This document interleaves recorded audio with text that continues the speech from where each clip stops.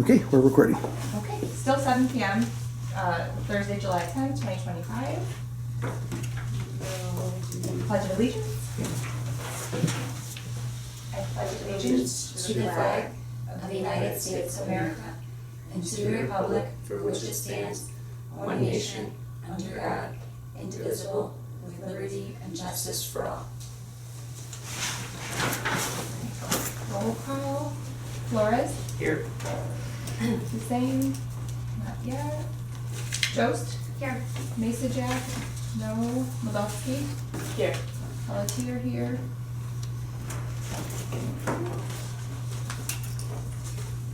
No public. Or any comments? Right, does anybody want to pull anything off the consent agenda? Okay, I'll make a motion to approve the consent agenda, including the minutes from June 12th, 2025, and the financial statements from June 2025. Second. Sorry. No, it's yours. It's all yours. Thank you. You beat me this time. I'll get you next time, catch it. Okay, Jost, Yes. Moldavsky, Yes. Pelletier, yes, Flores. Yes. Thank you. I do not have a president's report. Committee reports, finance, we did. Facilities, you'll update us in the unfinished business. Policy, nothing. Yeah. Okay. Staff report, director.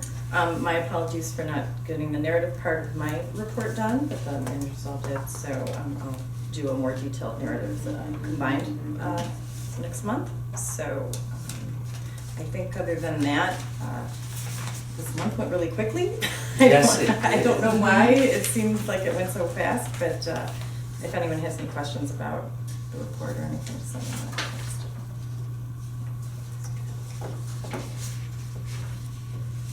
I don't know if it's because we had the special board meeting in the minute. I don't know. It just seemed like this month just flew, and it's like Yes. all of a sudden I'm like, oh no.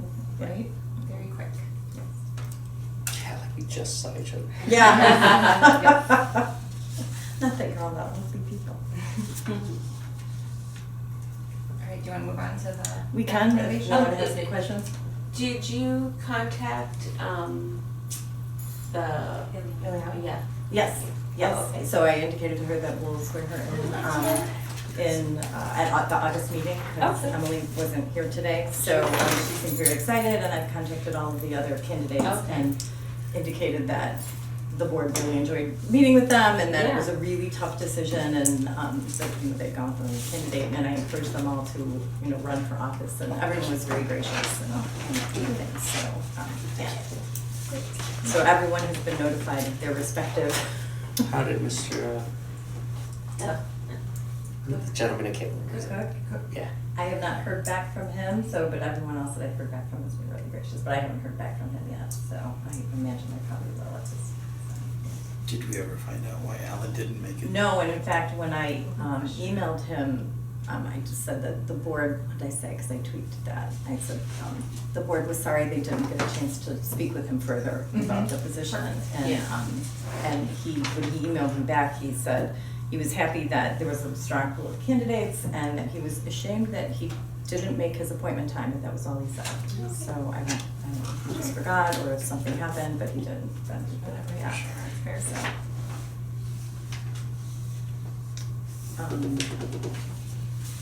Any other questions regarding anything with my report or anything like that? So we're all good with that.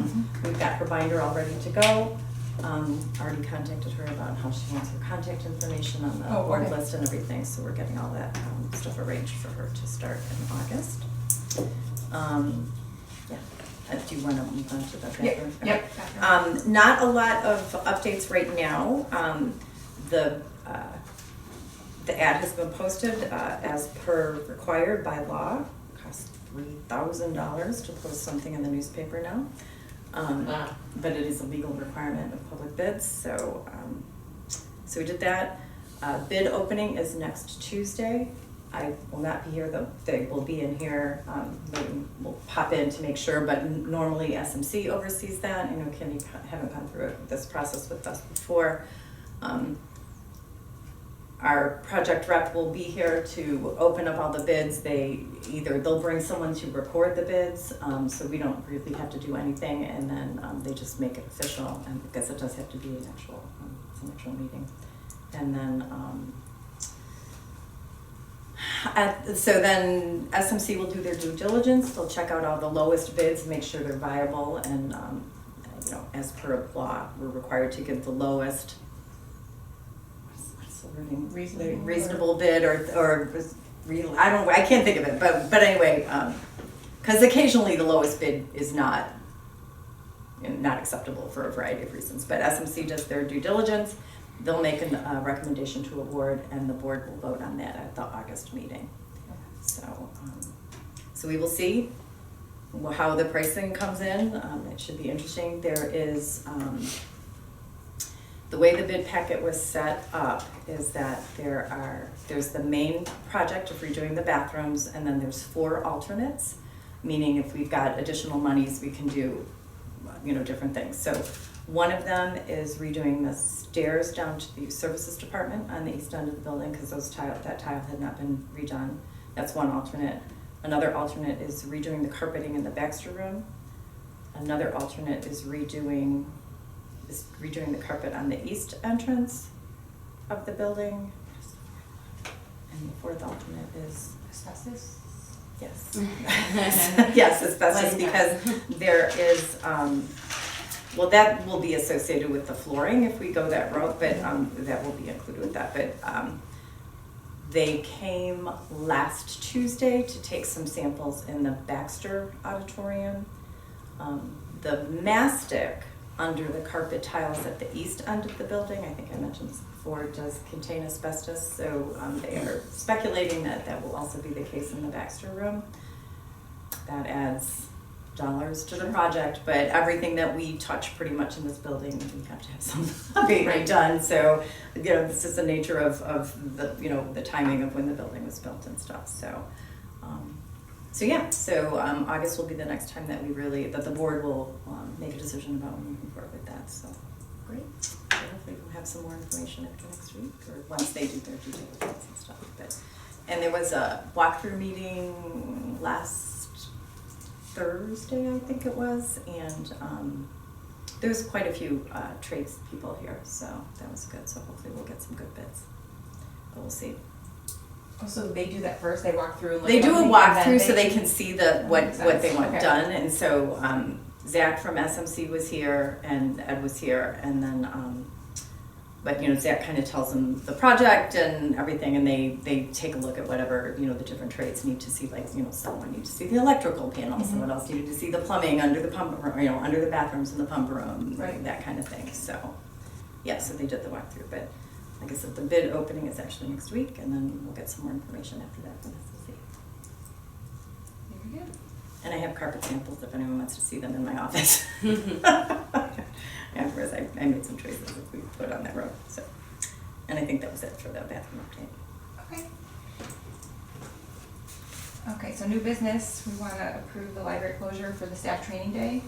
Yeah, as I said in the agenda preparation notes, we're planning on doing our full day staff in-service training on Friday, November 7th, and as usual, I do need the board's permission to close on that day. I'll make a motion to approve the closing of the library on Friday, November 5th, 2025 for the staff training. November 7th. November 7th. Oh, yeah, Oh, it's, yeah. and the suggested motion is written wrong. Okay.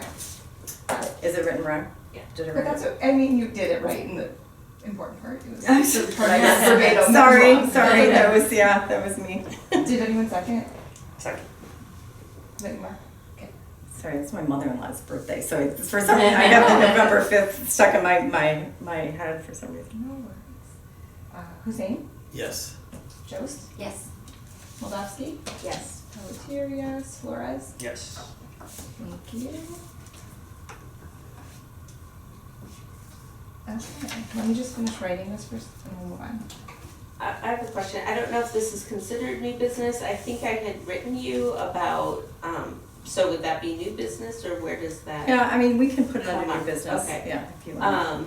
Yeah, I had written Pam and Layton about, questions I've gotten from people in the community about ICE and what the library's policy is and Mhm. what we are doing to promote the fact that the library is a safe space, or, I don't know, legally, is it a safe space? I don't. Not But- really. I mean, Okay, but people we have been don't. asking questions, Yeah, so, we don't, yeah. Basically, we're just as safe as any other public space. So we don't really have, I mean, it's unfortunate, we don't have the mechanisms to stop anyone from doing that. There has not been any instances that we are aware of ICE coming into the building. No one's approached us.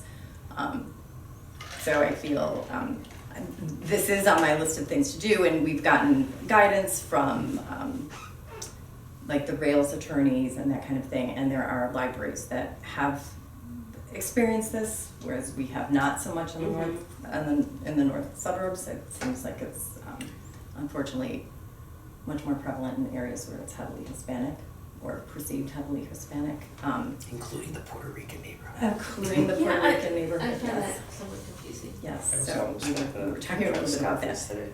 Yeah. As an elected. So I have they very minimally started the policy about dealing with ICE. We do have patron privacy, so I mean those things are more like if you've got things checked out, that kind of thing. People need a warrant or a subpoena to look at those records. They can't go into staff spaces, which they can't do anyway. But it is a public building, and so we can't like stop people at the door. But we do, staff is aware of everything that's going on. We don't have things posted, but we are putting flyers out about knowing your rights, that kind of thing. So we'll have, well, we may post it on the staff, but we're gonna have flyers in where we do our staff giveaway stuff, both downstairs and on the main level, so. Okay, and then, so two related notes. One is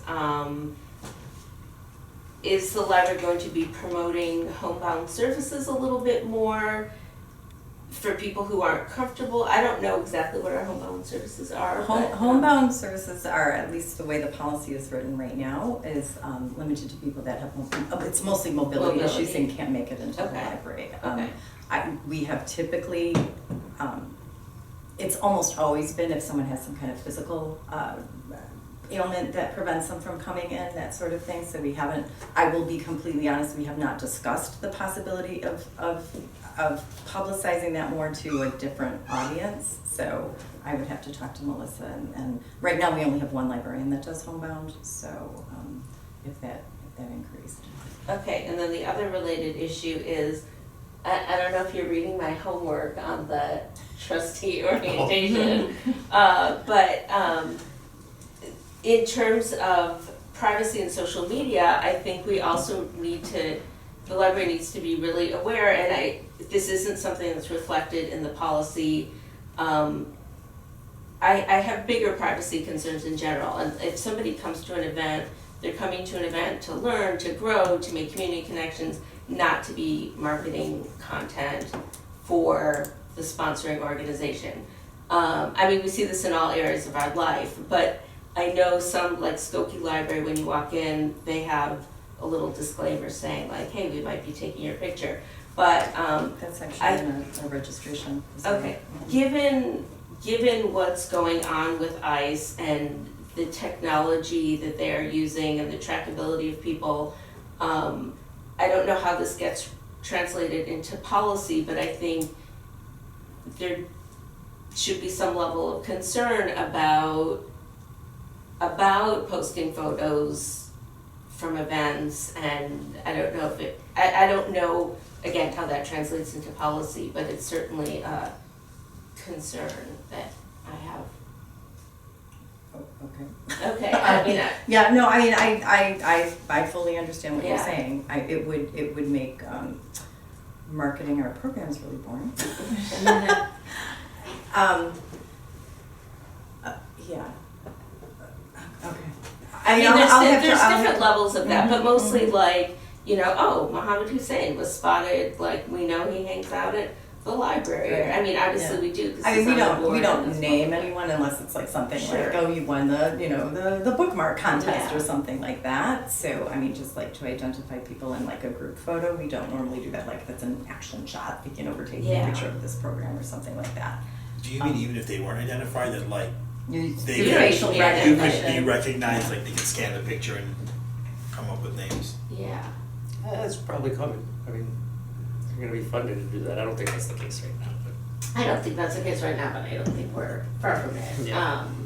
And there are other privacy-related concerns, but sticking to the topic of ICE, like, I do know that's a concern. And I was talking with a friend the other day who is brown-skinned and is a naturalized citizen, and she and her family, I mean, they are a generally educated, privileged family, like, they're very concerned about following the law to the T. My because, daughter-in-law you drives know, around with her passport card with her. Yeah. She's Indian, and she Yeah. she has been approached by someone who asked her if she was Mexican. Yeah, so, yeah, I just wanna make sure With the that, assumption, not that either one is wrong or whatever, with the assumption that, oh, you're this brown person and I'm gonna be in your face about it a little bit, yeah. so I just wanna Okay. do what we can to make sure that patrons feel safe, are protected to the extent that, the library has the ability to do that.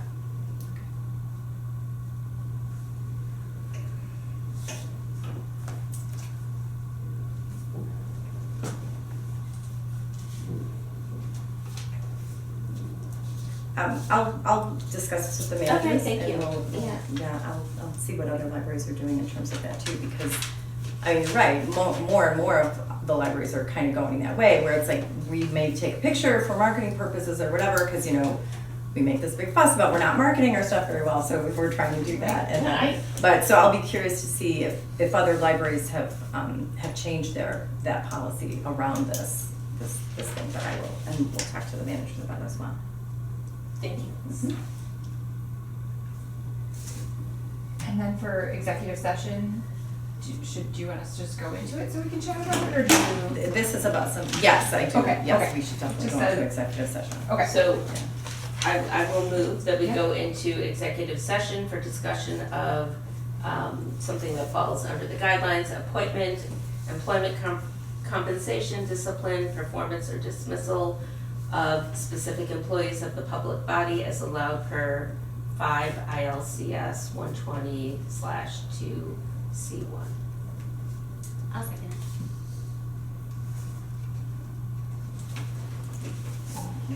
Moldavsky, Yes. Pelletier, yes. Flores, Yes. Hussein, Yes. Jost. Yes.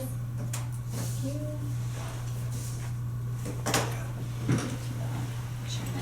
Whose orders are? Okay, we're back on. Okay, roll call back into open session, 7:36. Flores, Here. Hussein, Here. Jost. Here. Moldavsky. Here? Pelletier, here. Okay, so what's next? Communications. Oh yeah, congrats on the per capita grant No, award. it's actually a little tiny bit less than it was last year.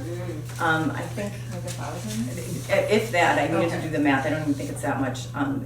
Last year, I think per capita grant was like 1.48 something cents per Oh, okay. capita. Mhm. This year, I think it's 1.475 something, so I mean, it's literally Nominal. tenths of Yeah. a dollar, so just depending on the size of your community, like, there's some libraries that they're like, oh, I got $80 less, and someone got $600 less, just because of the number of people, so. Sure. It's very close, I wanna say it's within $500 or $600 of last year, so. Okay. We will see if we get the money. Right, in 2 years. The maybe. letter is easy. Yes. It's because we've gotten the letter before and not gotten the money one year, but hopefully, there was only 1 year that happened, but hopefully they'll still have funds to do that, so. Okay, and then the other thing was, oh, the thank you note. Mhm. She's so sweet. She's a Yeah. frequent writer, right? Yeah, she wants to compliment the staff. Yeah. So So sweet. She was very sweet because she sent individual cards to Melissa and Brenda, and then she also sent a card to me to compliment Brenda and Oh, Melissa, so, wow. yeah. That's nice. Yeah. Okay, public comments, not agenda, there's still no public. Alright, anything else you wanna talk about? Not good. Okay, meeting adjourned at 7:38 PM. Thank you. Thank you. Thank you, everyone.